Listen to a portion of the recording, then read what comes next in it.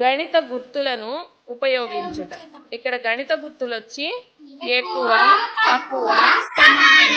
ఎక్కువని ఇంగ్లీష్లో greater than, less than, equal to అంటారు.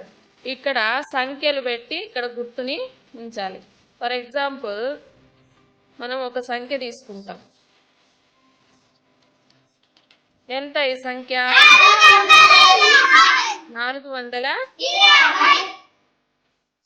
ఈ సంఖ్య ఎంత?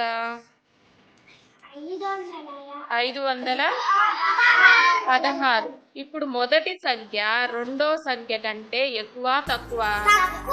తక్కువ. కాబట్టి తక్కువ గుర్తు ఉంచాలి. తక్కువ గుర్తు ఏది? ఇదేనా? తక్కువ గుర్తును తీసుకొని తక్కువ గుర్తుని ఉంచుతాం. అంటే 420 ఈజ్ లెస్ దాన్ 516.